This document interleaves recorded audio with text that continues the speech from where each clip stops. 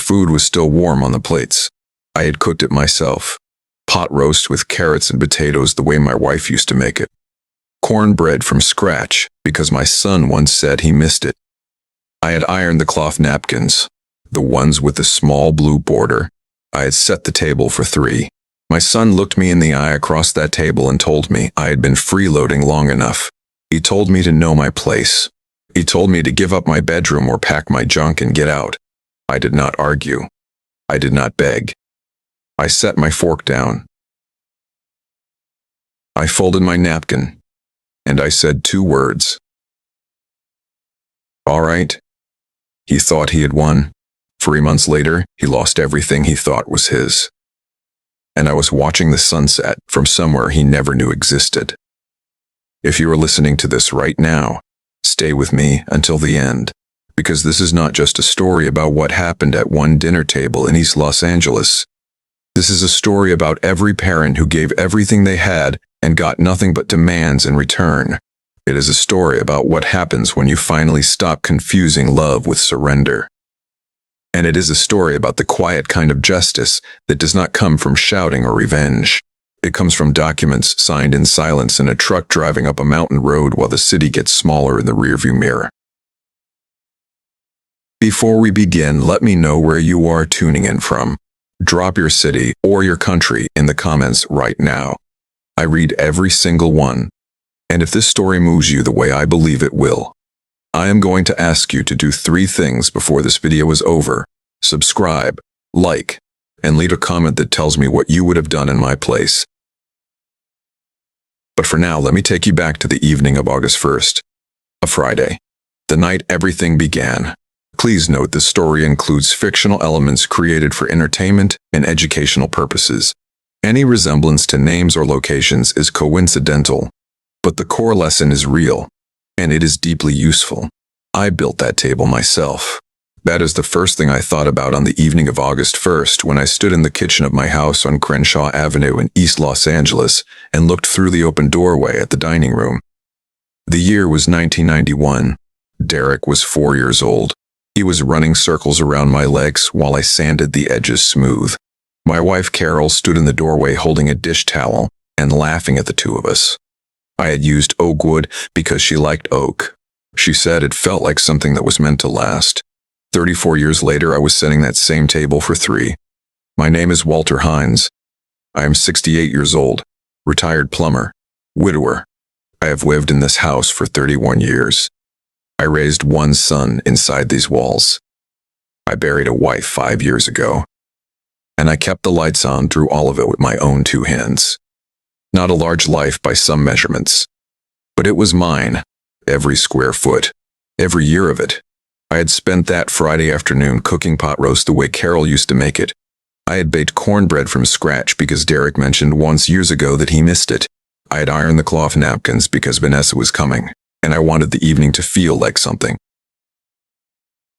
Vanessa Croft had been in Derek's life for 11 months. She was 30 years old, raised in Beverly Hills, and she had a way of looking around her room that reminded me of a property inspector checking for damage. Every time she visited, her eyes moved across the walls, the furniture, the kitchen tiles, and landed on nothing with any warmth. Derek had told me her father, Gerald Croft, owned a chain of high-end restaurants across Southern California. I understood early on that in Vanessa's world, a retired plumber's house in East LA was not something to be proud of. I cooked the pot roast anyway. They arrived at 7:15. Derek came in without knocking the way he had done since he was a teenager. Vanessa followed behind him wearing a white blouse that probably cost more than my electric bill. "Something smells good," Derek said. But he was already looking at his phone. Vanessa moved through the living room slowly. She paused near the bookshelf, tilted her head at the framed photos, then continued toward the kitchen without a word. She did not offer to help. She pulled out a chair and sat down, placed her purse carefully on the empty seat beside her, as if she were saving it for someone more important. Dinner started quietly enough. Sandra, my daughter, had texted at 6 to say she was picking up a shift at the hospital, so it was the 3 of us. Derek ate without looking up much. Vanessa took small, careful bites and asked no questions about the food. I tried twice to start a conversation. Derek responded with one-word answers. Vanessa responded with a smile that did not reach her eyes. It was during the second helping, when I stood to bring the cornbread from the counter, that Derek set his fork down with a sound that was just slightly harder than necessary. "Dad," he said, "we need to talk about the sleeping situation." I set the cornbread on the table and sat back down. "What about it?" "Vanessa needs a real room." He said it the way you state a fact about weather. "The guest room is too small. She needs the master bedroom." "That is my room," I said. "Dad, come on. You got the whole house. You do not need the biggest room to yourself."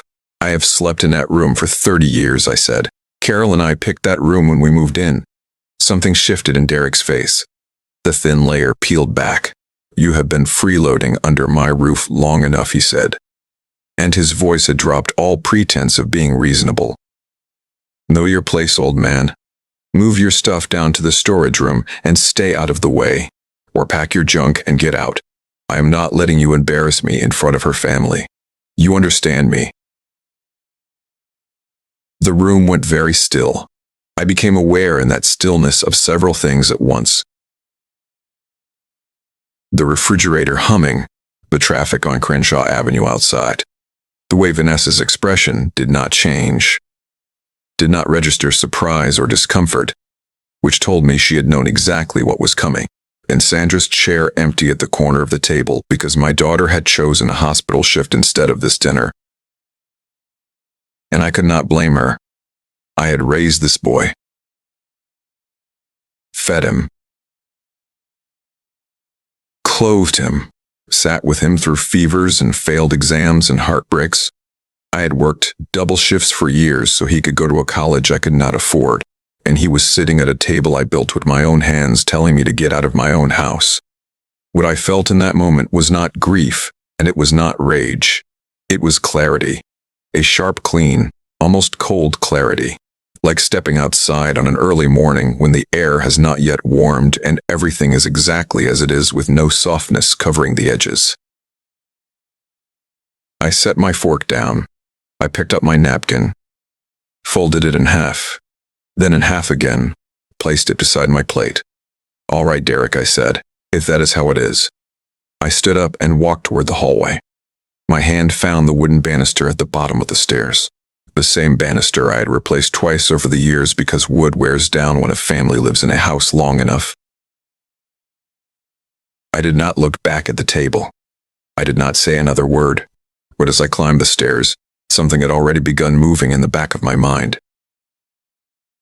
Quiet and deliberate, the way water finds its own level.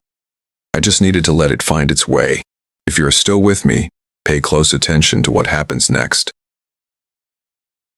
Because this is the moment the story shifts. A father walks into a storage room in his own house and finds something that changes everything. And if you think you know where this is going, I promise you do not. The storage room smelled like motor oil and old cardboard. I had not been inside it in nearly 2 years. Now, I was standing in the middle of that room with a pillow under one arm and a folded blanket under the other, looking at the narrow cot I had set up years ago for the rare occasion when a guest needed a place to sleep. This was my house, and I was sleeping in the storage room. I sat on the edge of the cot, and the frame creaked under my weight. The single bulb overhead threw yellow light across the concrete floor.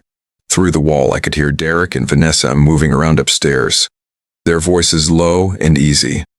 The sound of people settling comfortably into a space that belonged to someone else. I did not cry. There was a time after Carol passed when I cried easily and without warning. That kind of grief teaches you something about the difference between pain that breaks you open and pain that calcifies, turning hard and dense inside your chest until it becomes something you carry rather than something that carries you. What I felt sitting on that cot was the second kind. I reached into my shirt pocket for my reading glasses, and that is when I saw it. Derek's phone. Face up on the small wooden shelf beside the door. He must have set it there earlier and forgotten it. The screen was dark. I should have left it there. I am 68 years old. I have made better decisions than picking up that phone. But I picked it up. The screen lit when I touched it, and it was not locked. Derek had never bothered with passwords at home. The first thing I saw was a text thread, a group chat with 4 people. Derek's name was at the top. The messages were from earlier that week. Derek writing to 2 cousins on his mother's side and a friend from his college years. The conversation had started with Derek describing the house. Describing me. Using words I will not repeat here. But what stalked me, what made my hand go absolutely still around that phone, was a single message near the bottom of the thread. Derek had written, "Just let the old man think he still matters. Will not be long now. Once V moves in, we handle the rest." I read it 3 times.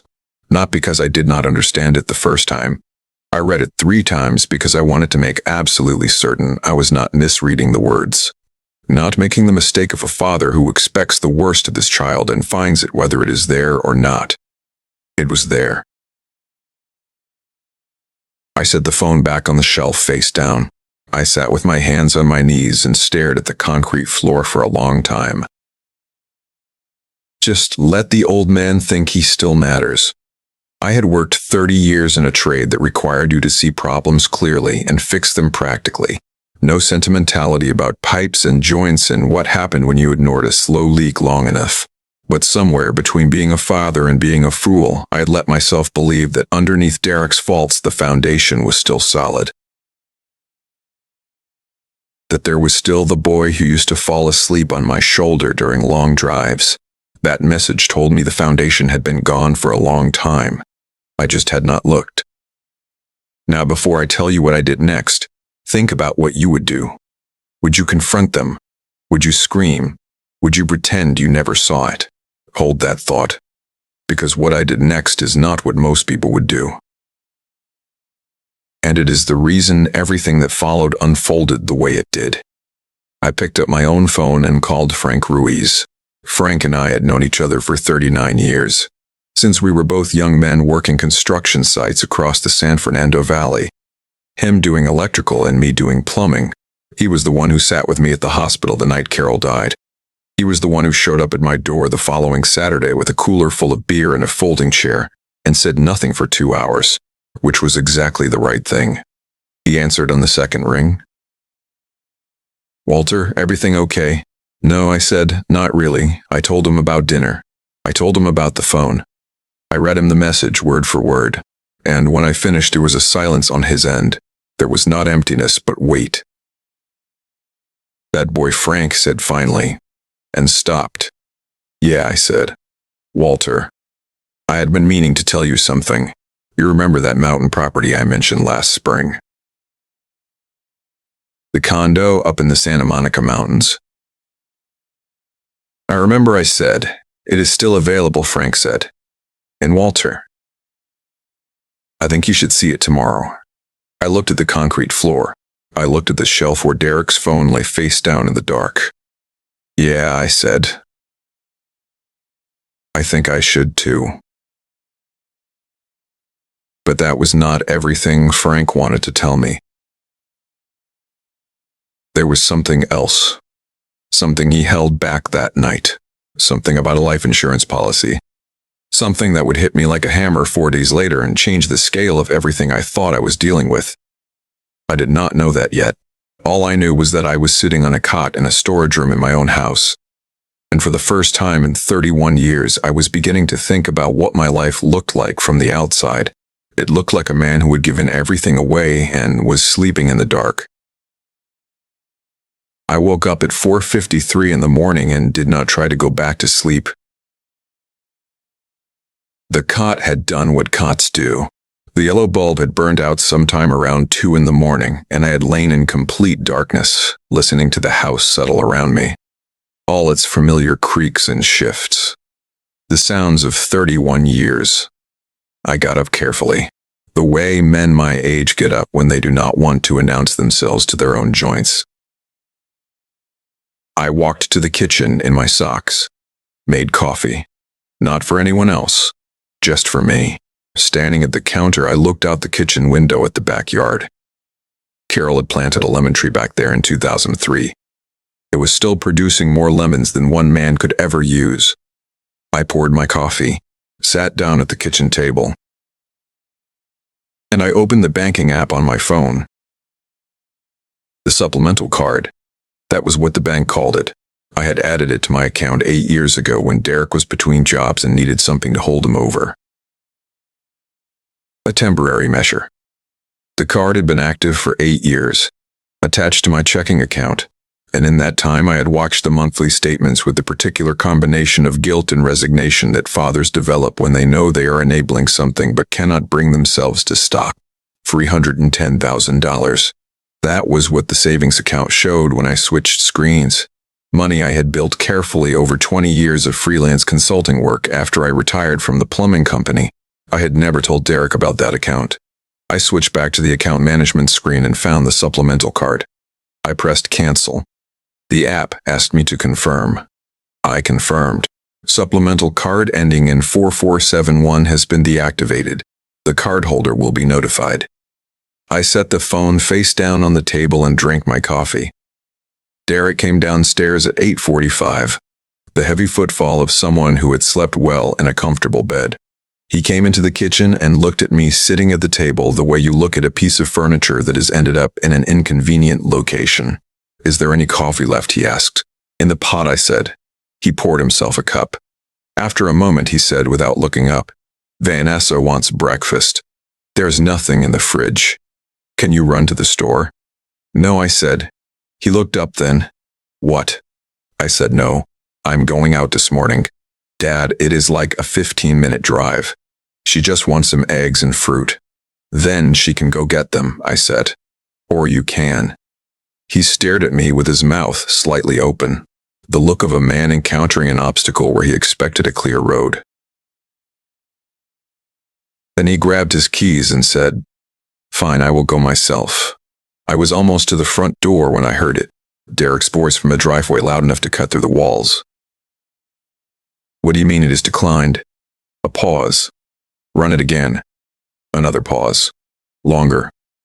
And when he spoke again, the confidence was completely gone, replaced by something thin and almost frightened. "That is not possible. Run it one more time." I opened the front door. Derek was standing beside his car, phone pressed to his ear, his face the color of a man who has just discovered that the ground beneath him is not as solid as he believed. He looked at me. I looked at him. "Have a good morning, Derek," I said. I walked past him to Frank's truck and climbed in. Frank pulled away from the curb, and I did not look back at my son standing in the driveway with a dead card, in the first slow understanding that something had changed. But let me be honest. That moment was not the hardest part. The hardest part was still coming. In 4 days, I would receive a phone call that would make the supplemental card look like a rounding error.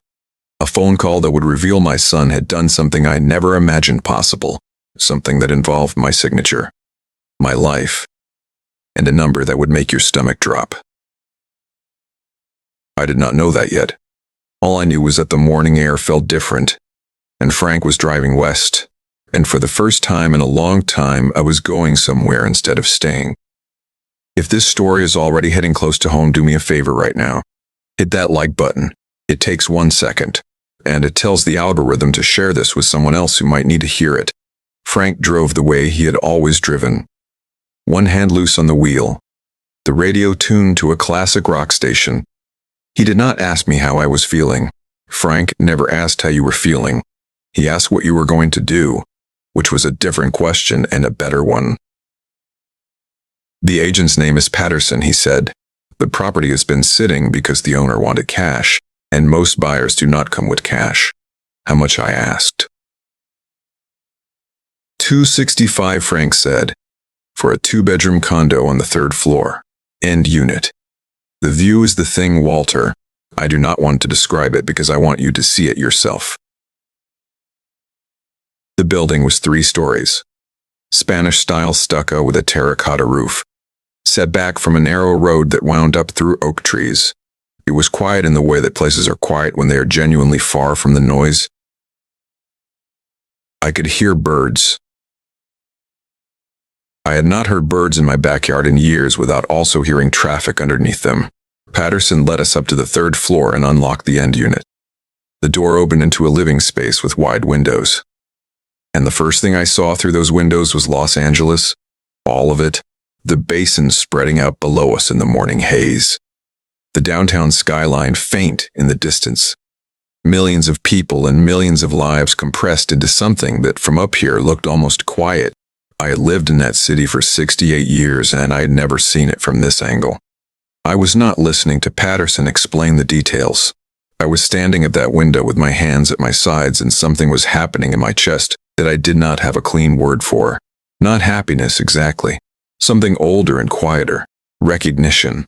The feeling of seeing a place and understanding in your body before your mind catches up that you could be at rest here. Frank appeared beside me. He did not say anything for a moment. "Wait," he said finally. "Yeah," I said. I stepped out onto the balcony. The morning air was cooler up here, dry and sharp with the smell of sage and oak. I put both hands on the railing and stood there breathing it in. I was thinking about Carol saying once on a Sunday drive through these same hills that she thought people who lived up high must see things differently. I had laughed at the time and said something practical about property taxes. I turned around and walked back inside. "Mr. Patterson," I said, "I will take it." Patterson blinked. "You would like to schedule a second visit?" "No," I said. "I do not need a second visit. I have $310,000 in a savings account and I want to pay cash. How fast can we close?" Patterson looked at Frank. Frank looked at the ceiling with the expression of a man trying not to smile. "Cash transaction," Patterson said, recovering. "With clear title, we could potentially close in 10 to 14 days. Then let us start the paperwork today," I said. On the way back down the mountain, I typed a message to Owen, my grandson, Sandra's son, 19 years old, and the only member of my family who had called me on my birthday last year without being reminded. "Can you come by this week? I need to tell you something." His reply came before he reached the bottom of the hill. "Of course, Grandpa. Everything okay?" I looked at that question for a long moment. Then I typed back, "It is going to be. Now pay attention, because the next 24 hours are where the story goes from painful to something else entirely." I had taken the first step, but I had not yet discovered the full scale of what had been done to me. That discovery was waiting in a lawyer's office on Monday morning. And what I learned there would set in motion a chain of events that my son could not have anticipated in his worst nightmare. If you're invested in this story already, subscribe right now. Not later. Right now. Because the second half is where everything pays off. The coffee at Ray Connor's office was always better than it had any right to be. Ray was a lawyer, 63 years old. We had met at St. Agatha's, where Carol and I had been married and where we had buried her. He had handled Carol's estate carefully and for less than he should have charged. I trusted Ray the way you trust a man whose character you have seen under pressure. I sat across from his desk and told him everything. The dinner. The message on the phone. The supplemental card. The supplemental card. The $310,000 in savings. The fact that the deed had always carried my name alone. Ray listened without interrupting. When I finished, he set his pen down. "Does Derek know any of this?" he asked. "No," I said, "and I want to keep it that way until everything is done." Ray nodded. In California, property acquired before marriage is separate property. Derek has no legal claim on that house and he cannot contest a sale. You do not need his knowledge, his permission, or his signature. Something loosened in my chest when he said that. "I want to list it," I said. "Fair market value." "I will connect you with a good agent," Ray said. "I would estimate somewhere between 400 and 450 based on current comps." He paused. "Now the other matter." "The will," I said. "You want to change the division." "I want Owen to receive the primary share," I said. 60%. Sandra gets 30. Derek gets 10, but only if he does not contest it. You want a no contest clause. I want a no contest clause, I said. California enforces no contest clauses, Ray said. If Derek contests and loses, his 10% goes to zero. It simply disappears. That is fine, I said. We spent the next 40 minutes going through the documentation, the deed transfer, the will amendment, the powers of attorney update which would replace the old one Derek had been holding since the year after Carol died. The old POA, I said. The one Derek has. Revoked as of today, Ray said. He will receive formal notification by mail within 3 business days. In the meantime, I would suggest contacting your bank and your insurance provider directly to flag any recent changes made under that authorization. I thought about what Frank had said on the phone. The thing he had been meaning to tell me. The thing about the life insurance. I had not yet had that conversation in full, but Ray's words landed in me like a stone dropping into still water. I will do that today, I said. When I stood to leave, Ray walked me to the door. Walter, he said, you are doing the right thing. I know, I said. My phone buzzed as I reached the elevator. A text from Frank. 4 words that hit me like cold water thrown across a warm room. Walter, call me now. I called him back before the elevator doors closed. 4 words and a text from Frank Ruiz meant something. In 39 years, I had received exactly 2 texts from him that used that particular tone, and both had been about things that mattered. He picked up before the first ring finished. Where are you? He asked. Elevator. Ray's building. What happened? You need to sit down for this. Tell me, I said. About 8 months ago, Frank said. Someone used a power of attorney document to request a beneficiary change on your life insurance policy. The primary beneficiary was changed from Owen to Derek. The lobby was cool and quiet around me. Everything was perfectly ordinary, and I was sitting in a chair with my heart hammering against my sternum. Say that again, I said. 8 months ago, Frank repeated, his voice careful and even. Someone presented a POA document at Pacific Life and changed your primary beneficiary from Owen to Derek. The policy is worth $220,000. Walter, $220,000. I had taken that policy out in 2001 when Derek was 10 years old, and Carol had just been diagnosed with the illness that would take her 14 years later. I had paid premiums on it for 24 years. I had updated the beneficiary to Owen 2 years ago, because Owen was the kind of young man who deserved a foundation under him. Someone had changed it back to Derek, 8 months ago, while I was living in the same house, cooking dinners, saying yes to every small request, because that is what I had always done. My hands were not steady. I want to be honest about that. The old POA, I said. The one I signed after Carol died. That is what it sounds like, Frank said. After Carol passed, Derek had stepped in efficiently and without being asked. And I had signed a power of attorney because it was easier than doing it myself. And because he was my son. And I had trusted him. That document had been sitting in his possession for 5 years. Apparently it had not been sitting unused. Walter, Frank said, a man does not file paperwork with an insurance company by accident. I ended the call and sat back down. I needed 60 seconds to let that settle. The group chat message had been one thing. A man saying cruel things privately was painful but not entirely surprising. But you do not file paperwork with an insurance company by accident. That required intent. That required looking at a policy worth $220,000 and deciding deliberately to move it. I picked up my phone and called Pacific Life. The representative confirmed that a beneficiary change had been processed on December 9th of last year under a power of attorney authorization. I requested an immediate review and restoration. If your jaw's on the floor right now, leave a comment. Just type the word wow. Let me know you are still here. Because what comes next is going to test every assumption you have about how far a person will go. I saw it from half a block away.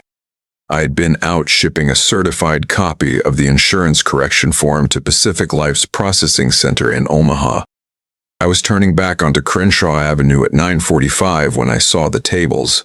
2 folding tables set up on the front lawn. Boxes along the driveway, clothing on a rack that I recognize as the portable garment rack Carol had used for her sewing projects. A hand-lettered sign taped to the mailbox that said yard sale, and underneath it in smaller letters, everything must go. On the near table I could see tools, my tools. The pipe wrenches with the orange handles that Carol had given me one Christmas as a joke gift. A voltage tester that Frank had given me when I retired, engraved with the words "last job." Vanessa was standing near the far table speaking to a woman I did not recognize who was holding up one of Carol's ceramic mixing bowls and turning it over in her hands. I turned off the engine. I walked toward the table slowly, not because I was trying to be calm, but because my legs had gone strange underneath me. I passed the pipe wrenches without touching them. I passed the level and the voltage tester. I moved along the table looking at object after object, until I reached the end and stopped. The wooden box was there. A small cedar box about the size of a shoebox, with a simple brass latch. I had made it myself in 1994 in the garage on a Saturday afternoon, while Derek, who was 7, handed me sandpaper and asked questions about everything.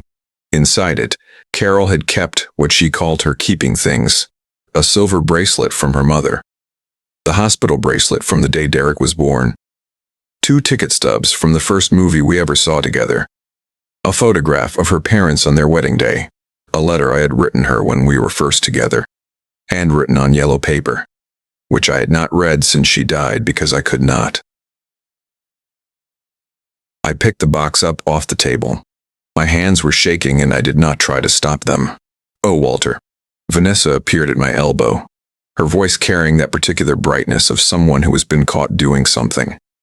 "I was going to mention this to you. We are just doing a little decluttering." I looked at her. I looked at the box in my hands. I looked back at her. "This box," I said, and my voice came out lower than I intended, rougher, "belonged to my wife." "Of course," she said quickly.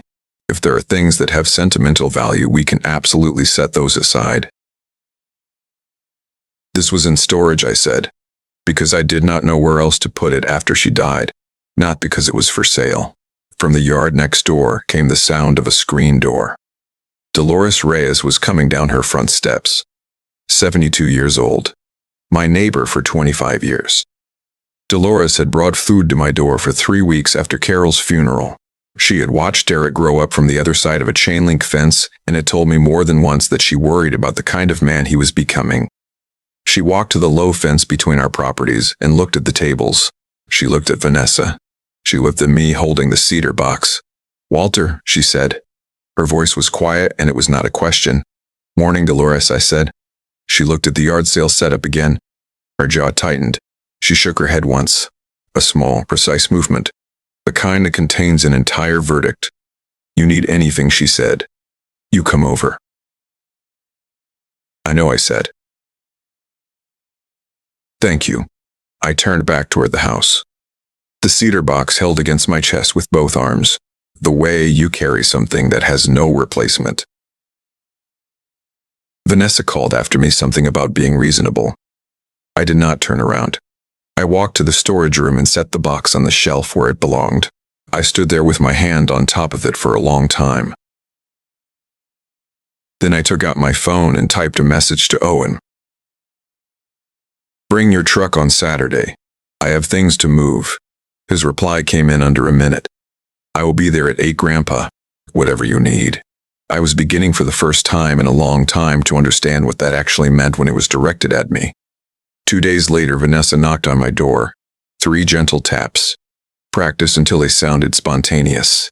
She was wearing a different outfit, a pale blue dress, and the smile I had seen her use when she needed something from someone she did not particularly like.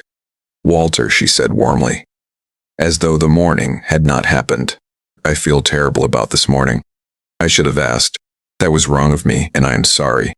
She said it the way people say sorry when they mean, "I am sorry, this is causing a problem for me." "Thank you," I said, because acknowledging an apology costs nothing and reveals nothing. "I want to make it up to you," she said. "There is a spa in Beverly Hills I have been going to for years. Montage. massage, facial. I thought we could go together this afternoon. My treat. I thought about the insurance policy. I thought about the group chat message. I thought about the cedar box on the shelf behind me. All right, I said, give me 10 minutes. The spa was everything Beverly Hills understood itself to be. Marble floors, staff who spoke just above a whisper, the smell of eucalyptus and something expensive. Afterward, we sat in the relaxation lounge in our robes. Vanessa reached across the table and picked up the small leather folder that had been placed there quietly by a staff member. She opened it, looked at it, then slid it across the table toward me with one finger. The total was $840. They really outdid themselves today, Vanessa said pleasantly, looking toward the window. I picked up the folder, looked at the total, set it back down. Vanessa, I said, you said this was your treat. She turned back with an expression of mild surprise. Well, I meant that I arranged it. I thought since it is your home and everything that you might want to. No, I said. The word landed in the room and stayed there. From the corner of my eye, I could see the reception desk look up. I am not paying for this. I said at a volume that was perfectly conversational and could be heard clearly by everyone within 15 feet. You told me it was your treat. If you would like to cover the bill, I will wait for you outside. If you cannot cover the bill, I suggest you call Derek. Vanessa's face moved through several expressions in rapid succession. The way a card player's face moves when they realize the hand they're holding is not what they thought it was. That is very embarrassing, Walter, she said in a low voice. Yes, I agreed pleasantly. I imagine it is. I stood up, changed, and walked out to the lobby. I waited outside on the sidewalk. It took Vanessa 11 minutes to appear. She did not speak during the drive home. I did not require her to. When we pulled into the driveway, my phone buzzed. A message from the real estate agent Ray had connected me with. Mr. Hines, we have our first showing scheduled for tomorrow morning at 10. Buyers look serious. I put my phone away and got out of the car. Vanessa had invited me to a spa, told me it was her treat, and then handed me the bill. That was not a misunderstanding. That was a test. She wanted to see whether the man who said all right to everything would say all right to an $840 bill he never agreed to.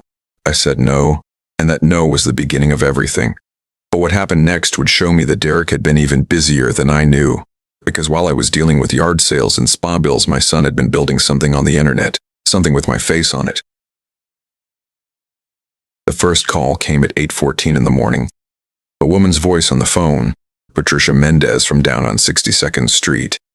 We met at the block party a few years back. Walter. I am calling because I saw something online this morning, and I was not sure if you knew about it. There is a fundraising page. It has her name on it and her picture. I set my coffee cup down. It says you lost your pension, Patricia said. It says you are elderly and struggling and that you might lose your home. It is asking people to donate. Walter, it has almost $2,000 on it already. I thanked her. I ended the call. I sat at the kitchen table for approximately 4 seconds before Dolores came through the back door without knocking. Holding her phone out toward me, "Tell me you already know about this," she said. I took the phone. The page was titled, "Help Walter. Elderly father loses pension facing homelessness." There was a photograph of me that I did not remember being taken. Candid. Me walking to my truck in the driveway, looking down at something in my hand. The description read, "My father worked his whole life as a laborer and recently lost his pension due to company restructuring. At 68, he has no safety net and is at risk of losing the family home. Any amount helps." I read it twice, then a third time slowly. The way you read something when you are trying to understand not just what it says, but what it required of the person who wrote it.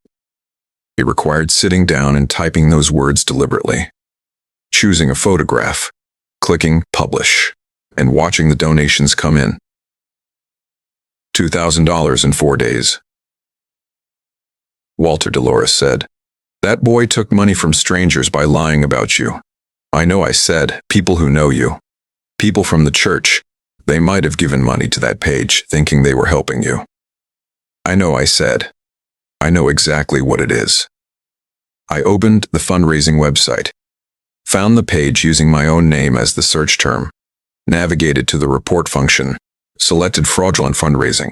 I typed, "This campaign uses my name, photograph, and false information without my knowledge or consent. I am the person depicted. I did not authorize this campaign. Please remove immediately." I submitted the report, took screenshots of everything, sent them to Ray Connors with a message. New item for the file. Fraudulent. Already reported.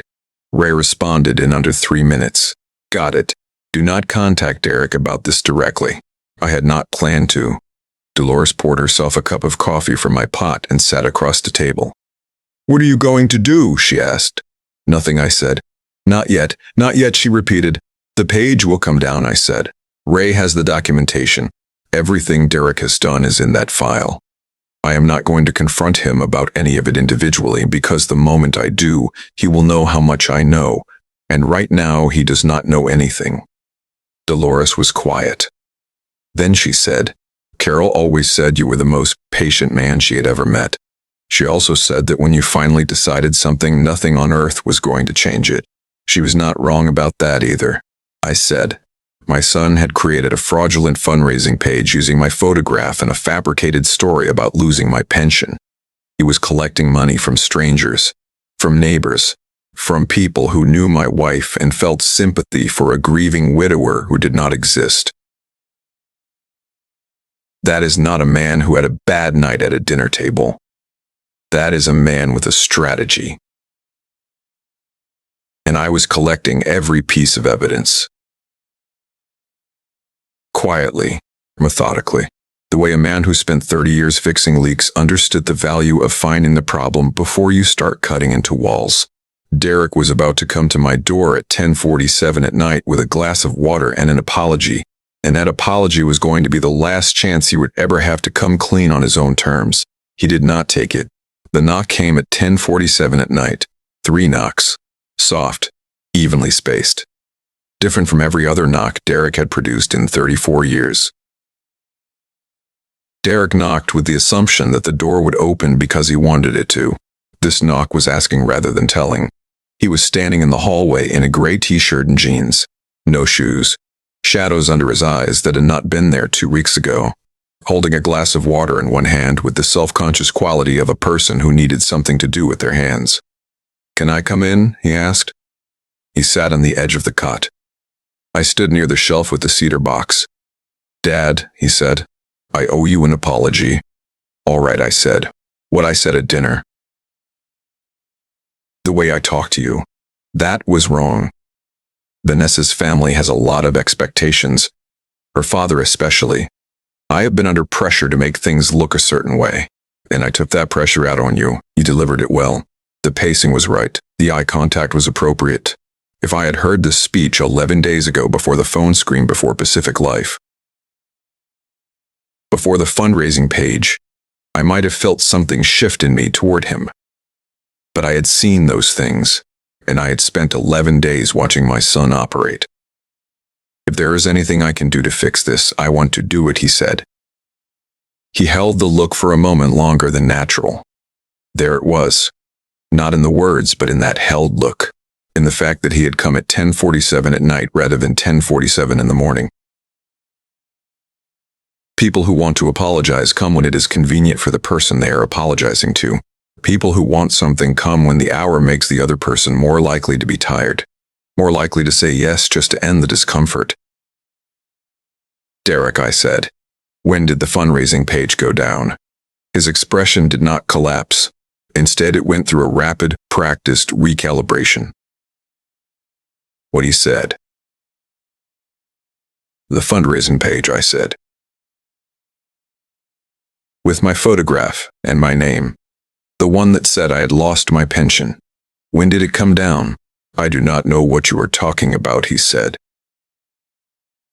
I looked at him for a long moment. "Derek," I said quietly.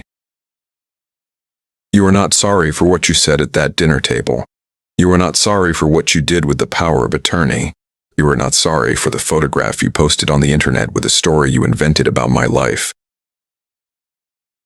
I paused.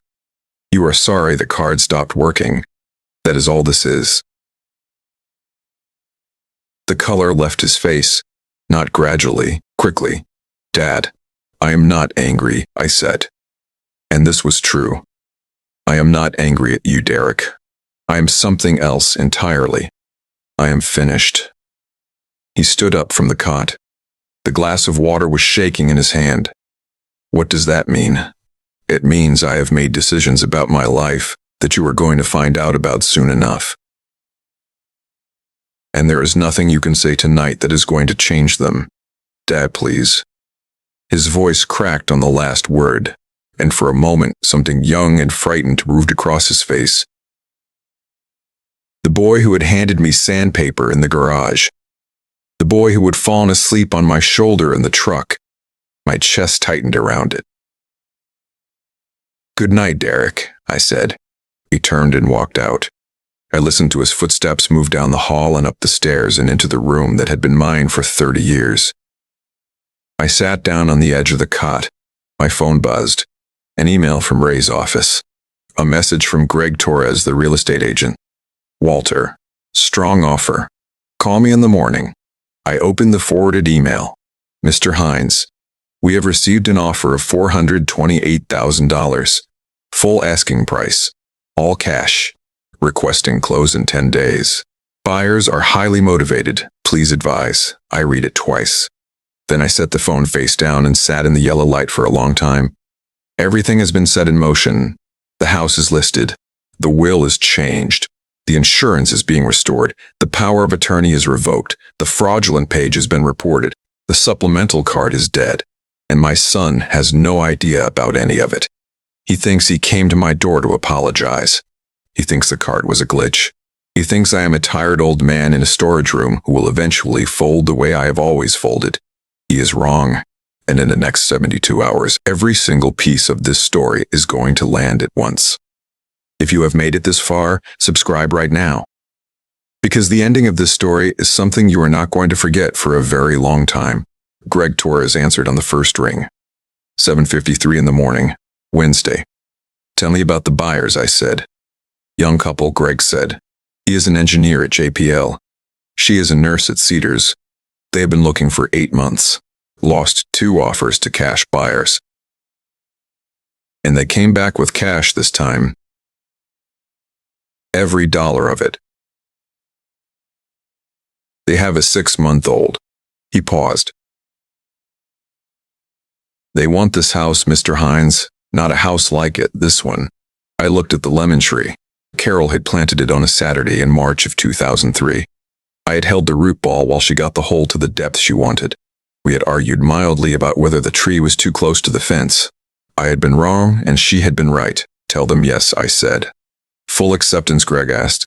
No counter. Full acceptance, I said. Signing is set for Monday the 18th. That puts closing and possession on Monday the 25th, which gives you 10 days to vacate, 10 days to empty, 31 years from a house that had held them.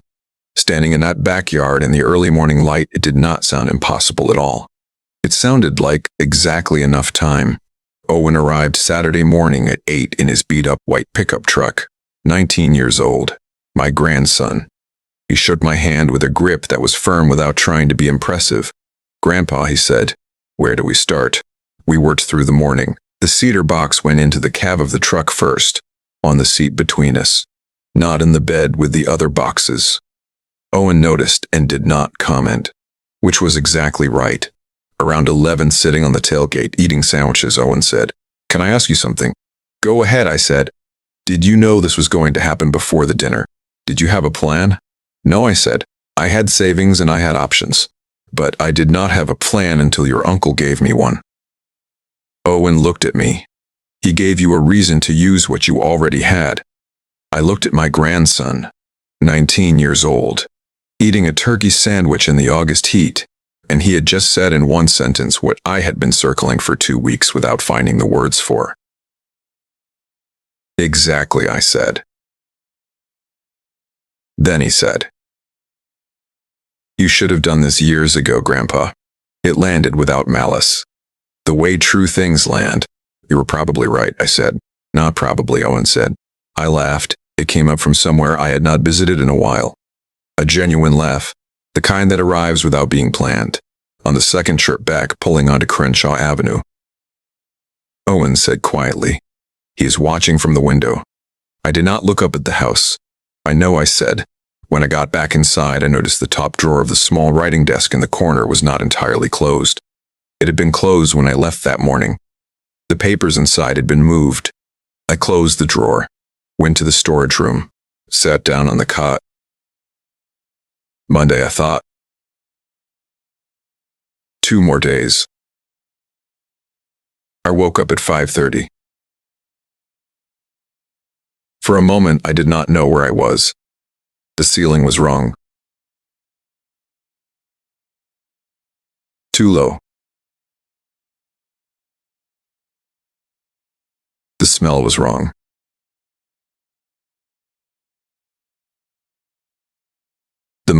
The cot, and with it the full weight and clarity of everything that was about to happen. I dressed carefully. Dark slacks. A white button-down shirt ironed the night before. The gray sport coat Carol had picked out for me at Macy's in 2019 for our anniversary dinner, which we had not ended up going to because she had a bad week. One of the bad weeks toward the end. We had eaten at home instead with candles on the kitchen table. I looked at myself in the small mirror on the back of the storage room door. I looked like a man who was going somewhere that mattered, which was accurate.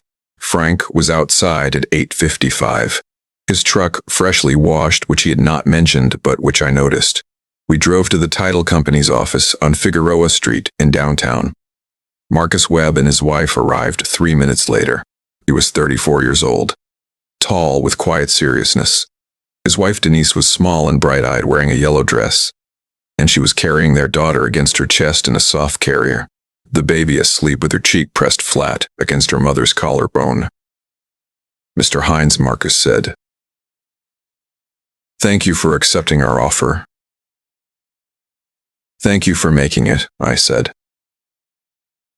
Denise smiled at me over her daughter's sleeping head when we walked through and I saw the backyard, the lemon tree. I told Marcus that was it. That was the one. Something moved through my chest at that. Carol's lemon tree was going to belong to a family again. She will like it, I said, nodding at the sleeping baby. When she is older. I signed my name 23 times across the various documents. When it was done, Patricia Lynn, the closing agent, set a cashier's check on the table in front of me for $28,000. I held it in both hands, not at the number which I knew, but at the physical fact of it, the weight that a piece of paper carries when it represents 31 years of maintenance and mortgage payments, and the accumulated decision to stay in one place and make something of it. Frank put his hand on my shoulder, brief and firm, and did not say anything, which was exactly right. Marcus Webb shook my hand at the door. Sir, he said, we are going to take good care of that place. I looked at him. 34 years old, engineer at JPL, wife in a yellow dress, baby asleep against her chest. The age Derek had been when he was clipping his words at people and learning to perform his way through rooms. I know you will, I said. That is why I picked you. Outside, Frank walked beside me to the truck. Lunch, he said. Yeah, I said.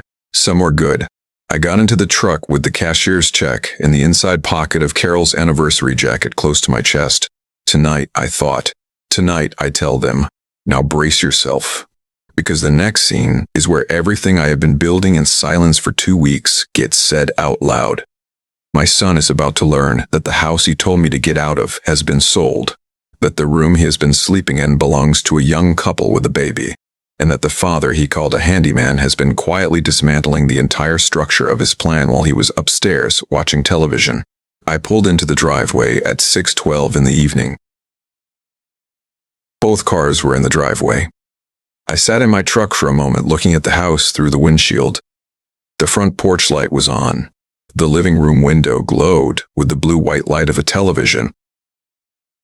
31 years I had lived behind that window. I reached into the inside pocket of Carol's jacket and touched the cashier's check. Still there. Then I got out and went inside. Derek was on the couch with his laptop. Vanessa was in the armchair scrolling through her phone. They both looked up when I came in. I set my folder of documents on the dining room table. "Derek," I said. "Vanessa, come sit down, please. I need to talk to you." Something in my voice must have registered because Derek closed his laptop without arguing. They came to the table and sat across from me side by side. I sat down across from them with my folder in front of me and my hands flat on the table. I looked at my son. 34 years old. The boy I had brought home from the hospital so small he had fit in the crook of one arm. The boy who would run circles around my legs while I sanded the oak table. The boy who had handed me sandpaper in the garage and asked questions about everything. I had loved that boy with everything I had. I still did.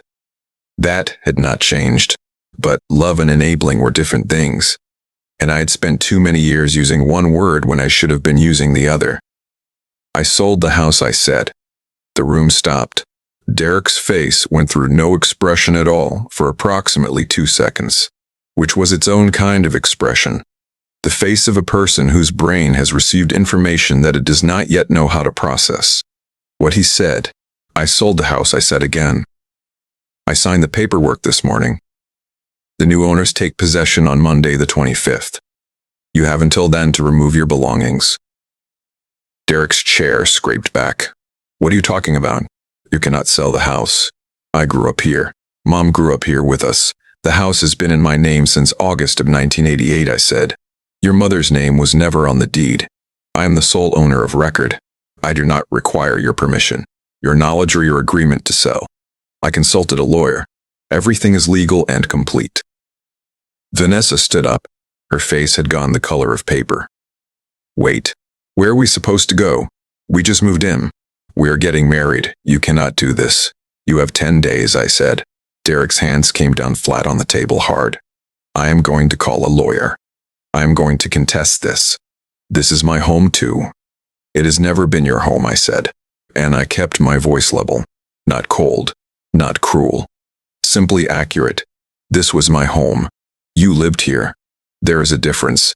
And I think somewhere underneath all of this, you have always known that.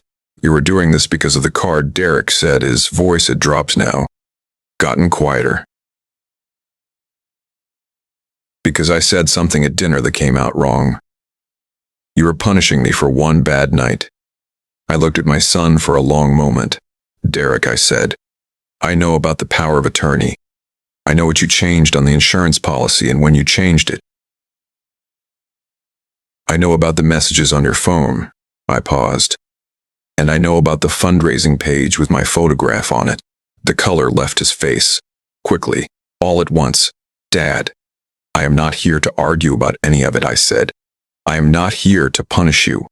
I am here to tell you what has already happened. Because you deserve to know. And because I am not the kind of man who does things behind people's backs without eventually telling them directly." Vanessa pointed a finger at me across the table. Her hand was shaking.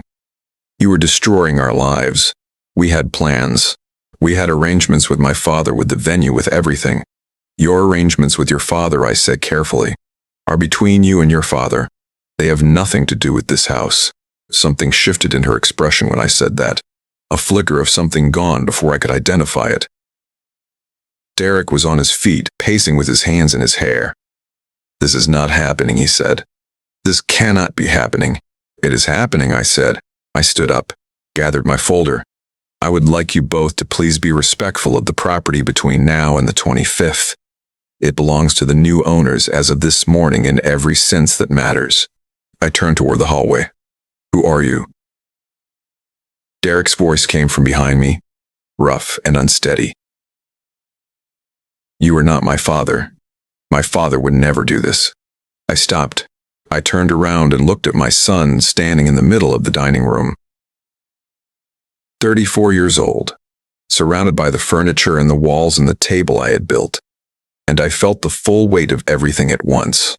The love and the grief and the 34 years and the hard, clear knowledge of what had to happen next.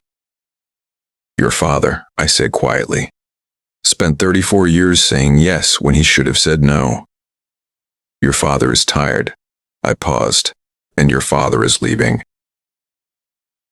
I walked down the hallway and up the stairs. Into the storage room. I closed the door behind me. I sat on the edge of the cot and pressed both hands flat against my thighs to stop the trembling, and I breathed slowly until my heart came back down. Then I picked up my phone and called Frank. Done, I said. Good, Frank said. That was all either of us needed to say. The next morning, Sandra called. I had been expecting it, Dad, she said. Derek called me last night. He was upset. I imagine he was, I said, Dad. I have been awake since 2 a.m. trying to figure out what to say. I was at that dinner. I heard what he said to you. And I just sat there. I did not say a word. That was wrong. And I am sorry. Not sorry for him. Sorry for me. Her voice broke on the last word just slightly. The way a voice breaks when it has been holding something too long and finally sets it down. You do not need to carry that, I said gently. I do, though, she said. It was my place to say something. You are my father, she paused. Are you okay? Honestly. Honestly, I said. I am better than I have been in a long time. Derek said you sold the house. I did. He said you bought something. Our condo in the Santa Monica Mountains. I said, 2nd floor.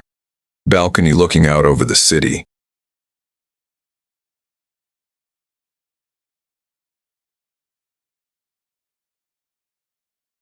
The silence that followed was softer than the ones before it. That sounds like something Mom would have loved, she said.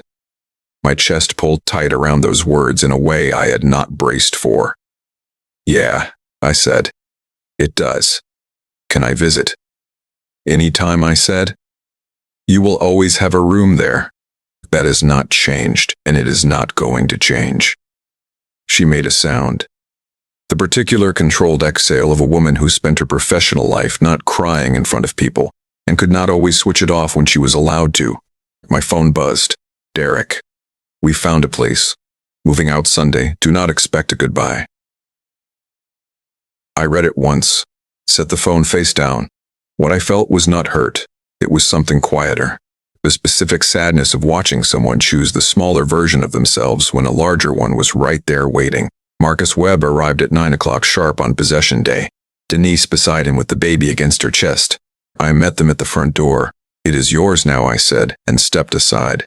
I was carrying my last bag to the truck when the second car pulled up. A black Mercedes. Beverly Hills plates. Gerald Croft got out first in a sport coat, followed by Margaret, and a man in a dark suit who carried a leather briefcase and had the expression of a lawyer doing his job. Gerald looked at the house with the evaluating eye of a man who had been promised something and was here to collect it. Then Marcus Webb appeared in the doorway behind me holding a set of keys. Gerald Croft looked at Marcus. Marcus looked at Gerald. Can I help you? Marcus asked. Gerald turned to me slowly. Mr. Hines, he said. What is going on? I sold the house, I said, to Mr. and Mrs. Webb. Closing was the 18th. Today is possession day. Gerald's jaw tightened. Derek told me, he said, carefully, that this property would be part of the wedding arrangements. Derek was mistaken, I said. At that moment, Vanessa's Audi turned onto the street. Through the windshield, I could see her father's Mercedes. See Marcus in the doorway. See me on the front walk with my bag. The car stopped in the middle of the street for a full 3 seconds.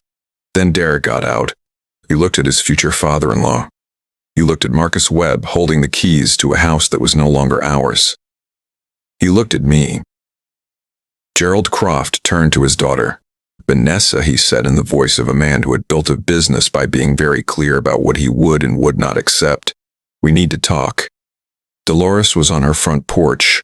She caught my eye and gave me the small nod that meant she had seen everything she needed to see. I put my bag in the truck.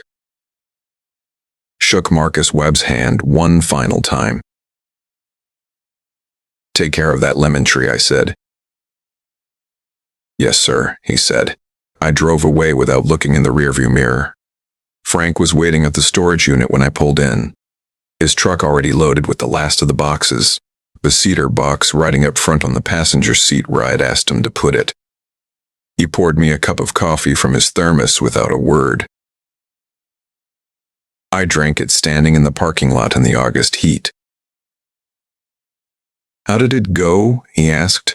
"Gerald Croft showed up with a lawyer," I said. "Derek invited him." Frank said. "Derek invited him," I confirmed. Frank shook his head once slowly. Then he unlocked his truck. "You ready?" We drove up through the city. Frank's truck ahead, mine behind, moving west and then north through Culver City up into the hills. I had made this drive once before 6 weeks ago, and everything had looked different then because I had been looking at it as a possibility. Now I was looking at it as my life.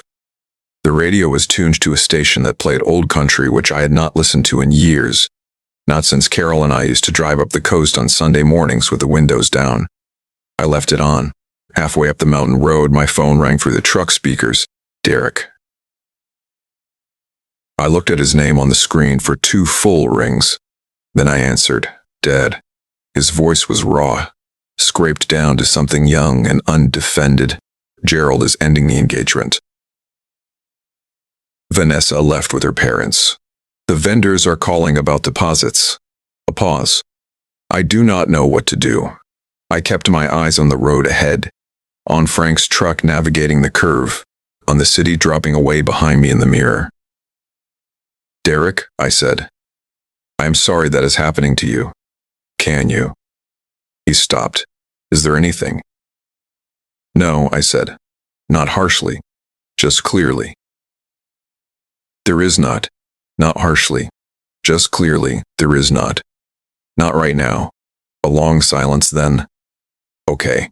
Take care of yourself," I said. "That is what I need you to do." I ended the call. The old country station filled the cab. Outside, the oak trees were thickening along the road. The city falling further behind with every curve. The air coming through the cracked window cooler and sharper and cleaner. Frank's brake lights came on as he slowed for the last turn before the building. We parked side by side, engines off, windows down, the sound of the wind in the oaks and nothing else. Frank walked to my window and rested his forearm on the door. "How do you feel?" he asked. I looked up at the building, at the 3rd floor end unit, at the balcony where I had stood 6 weeks ago with my hands on the railing and understood something about the rest of my life. "Like I am home," I said. Frank nodded. "Then let us go inside." 3 months later, I had a routine. Up at 5:30. Coffee on the balcony while the city below was still dark. By 7, I was volunteering twice a week with a crew that repaired homes for elderly residents across the valley. Work I did with my hands the way I had always done work. Because the hands do not forget, and neither did I. Frank came up on Saturdays. Sandra visited in October with Owen. On Sunday morning, the 3 of us ate breakfast on the balcony and watched the light come up over the city. And nobody needed to say anything about how different this was from a year ago. Derek's letter came in November. A real letter, handwritten, in the careful print of someone who had slowed down enough to mean what they were writing. He was in therapy. He had found a job at a property management company. Entry level, legitimate work.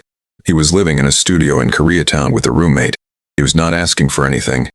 He just wanted me to know. I read the letter 3 times. I did not write back that week. I needed to let it settle. What I felt was something careful and tentative. The feeling of a door that had been closed being opened just enough to let light through, but not enough to walk through yet. Maybe someday. Owen came alone in December, the week before Christmas. We ate on the balcony in the cold. He asked me the question I had been expecting. "Grandpa," he said, "do you think you will ever forgive him?" I held my cup in both hands and looked at the lights below. I thought about the cedar box on the shelf. I thought about a boy who had handed me sandpaper in a garage. I thought about a letter in careful print sitting on my kitchen counter. I forgave him the day I walked out that door, I said. But going back, that is something he has to earn.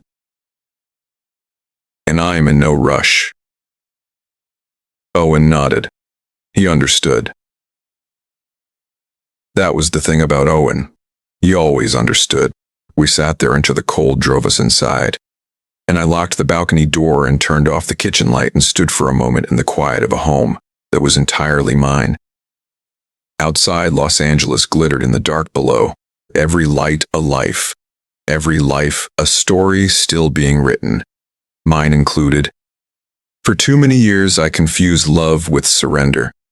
I said yes when I should have said no. I stayed quiet when I should have spoken. I called it patience. I called it sacrifice. But it was neither. It was fear wearing the costume of love. And fear is not love. Love does not ask you to shrink.